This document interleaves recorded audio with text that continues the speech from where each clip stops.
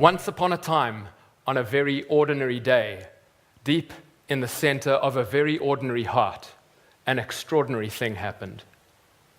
I was just 5 years old that night that my parents left me at home alone with a babysitter.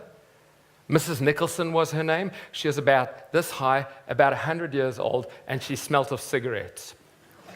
And she came and sat on our floral sofa with her knitting needles, clack, clack, clack, watching the television in between cigarette breaks. Now, on this night, I was my best ever 5-year-old rambunctious self, and I finally won the battle between kids and babysitters. And Mrs. Nicholson gave up entirely on trying to put me to bed. The prize for this great victory was that I got to stay up late and watch late-night television. Whew!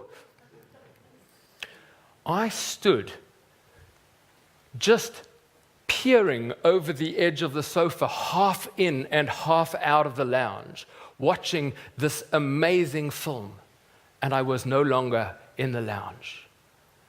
I was a knight, a prince, galloping in armor across the battlefield to rescue my father, the king. What a great adventure I was part of. I knew I shouldn't be there, though. I knew my parents would be mad at me, and I knew that I was way out of my depth in what I was watching, but I couldn't tear myself away. I wish I had.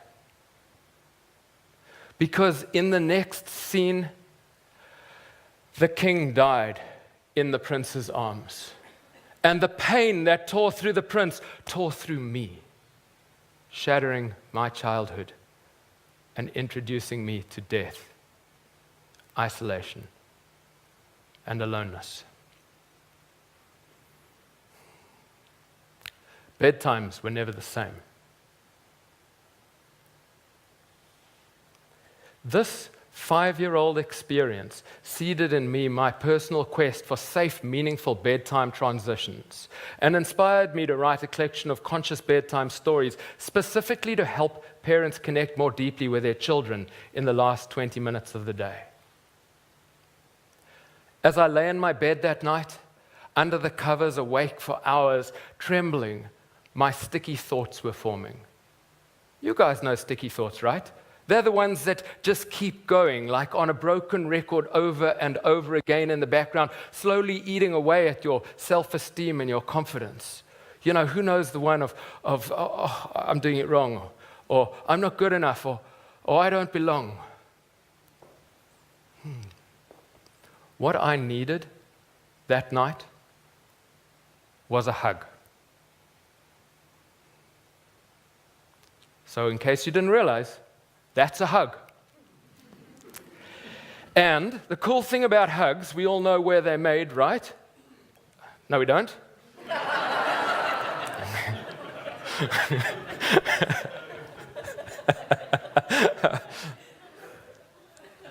Backwards, forwards. Breathing in, breathing out. All right. I'm really nervous about which button to press. Not that one. Not that one. That one. Hey, all right. All right, rewind. The cool thing about hugs, right, is that we know they're made in the heart. Of course, in the hug factory, right? You knew that there's a hug factory in the heart. What you might not have known is that deep in the back of your heart, there are baby hugs quietly growing in a forest of trees that are hydroponically drip-fed by stardust, rainbow light, and a basket of warm, fuzzy feelings. Yeah, it's true. And now the thing about hugs, what they really need to watch out for is they've got to make sure that they don't get stuck in the web of sticky thoughts. You know, nobody loves me. I don't belong. I'm doing it wrong. And now the great thing about stories is we can build into a story the solution to the problem. So, on the factory wall, there was a great big sign saying reminders to being a great hug. 1, breathe in love and glow brightly. 2, remember the heart your love is for. And 3, don't pay too much attention to the web of sticky thoughts.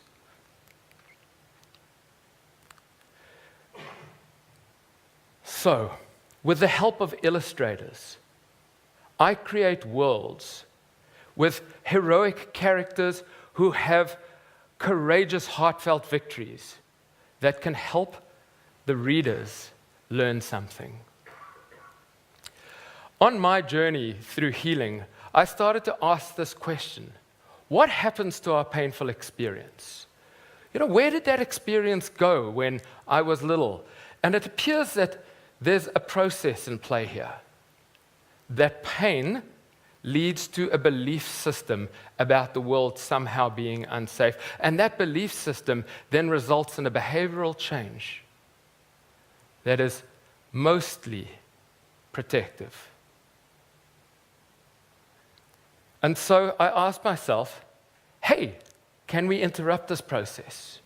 And if so, when? Because as a therapist working with adults, we're starting at the tail end. We're starting with the behavior piece and trying to work our way back to what was the belief that caused it, and perhaps what was the original pain. But a lot of it started before we were 6 years old. And is there a possibility to interrupt this process, perhaps not for us as adults, but for our little ones in their journey, so that they don't have to go so far down the rabbit hole that, well, certainly I had to journey.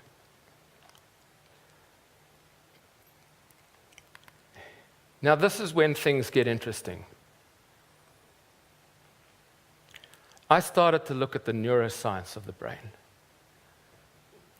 Dr. Matthew Walker is the author of a book, Why We Sleep. And in that, he describes that sleep is constantly rebuilding the architecture of our brain. We know that sleep has the role of enhancing and stabilizing our memory. And so as I explored into this world of neuroscience, I found some amazing things that I think I'd like to share with you today. Pioneering edge information about the world of sleep science. Did you know that in your brain there are little brain people? No, really, there's little brain people, right? And if you think about this day that I was hanging out, these little brain people, they were all fine before this experience that came and scared me. But then the big scare came along, and the little brain people, well, they hit the panic button and started digging a tunnel, right? Digging a tunnel straight to the back of my brain just to tell those little brain people one key message. Ah! Okay, you're gonna die. All right, it's not safe, you're not loved, and maybe you don't belong. All right? Now, all of that happened whilst I was awake. And then I went to sleep.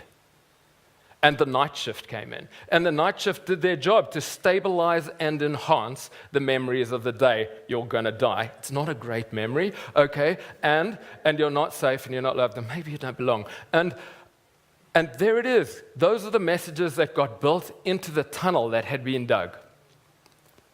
So it's no surprise that by the time I woke up in the morning, there's little brain people going, "Whoa! It's good. Did it happen? Did it happen? Did it happen? We don't know. Did you die? Are you dead yet?" And of course, in me, my physical body has, I'm scared. I'm scared. I'm waking up scared. Has anybody else ever woken up feeling scared? Right?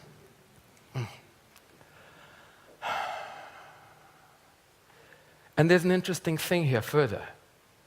So 10 years later, 30 years later, 40 years later, this little brain person who's never been to this particular part of the brain, just out for a stroll, right, checking things out, let's see what happens here, and comes across the entrance to this tunnel.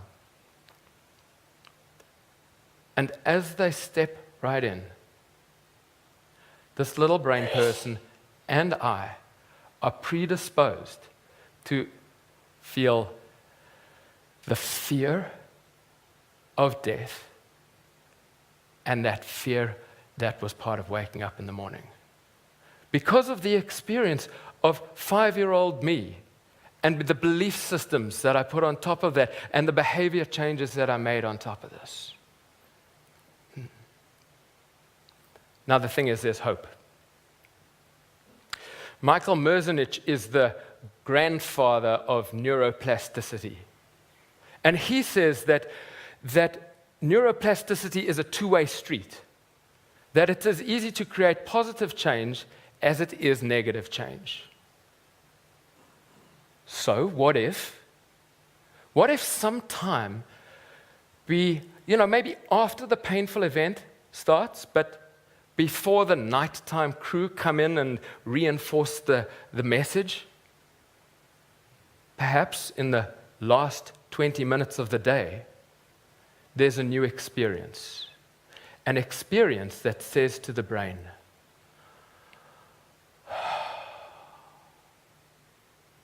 you're safe. You're loved. You belong. And then the little brain people, they work with these new plans and spend all night enhancing those. Arianna Huffington, who's the founder of Huffington Post, has gone on to start a different business called Thrive Global, entirely focused on sleep. Now, her business card says, a great day starts the night before. And I agree with this. In fact, I don't even think the last 20 minutes of today belongs to today. I think it's part of tomorrow. We have a chance every single evening to decide how our brain's going to work for 8 hours. 8 hours. Right? And I don't know if you've ever been to sleep on an argument with a partner and you've thought, well, maybe it'll be gone in the morning. Yeah? And was it? Or did it feel like you spent 8 hours having an argument? Right? So think of this for our children, the little ones. One day of their life is so much more of a percentage for them than it is for us. Right? And if it's an ordinary day, then the chances are that they've had some experience today that was painful, that gave them a little prod that feels like a piece of separation. In other words, the tunnel is already dug. The night crew, they're waiting, they're ready to reinforce this. But what happens next depends on you. You have the power to change this. Your love and connection changes the negative neural pathway formation process and reinforces a positive pathway that can create self-esteem, confidence, and have them waking up feeling safe, loved, and like they belong. Doesn't that sound like a great thing? Now, you might be asking, really, is my love and connection enough? Just love and connection? Well, there is some ways to finesse how we create connection, and I'll talk about that. But yes, the answer is yes, your love and connection is all that's needed, and here's why. Our painful experiences happen when we're awake. That's one point which is fascinating. So, when we go into sleep, there's a transition time, a liminal moment. And your love, that point of pain that happens, it happens in relationship. And so the consequence of the pain is a sense of separation.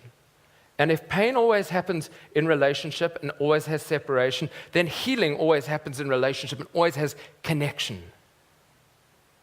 That's what's needed. Your love and connection. So, what can that look like? Well, breathing is great.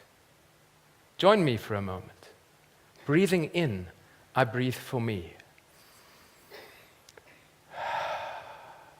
I breathe for you.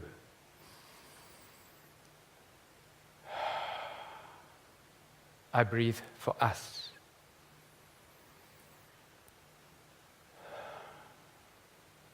And I breathe for all that surrounds us.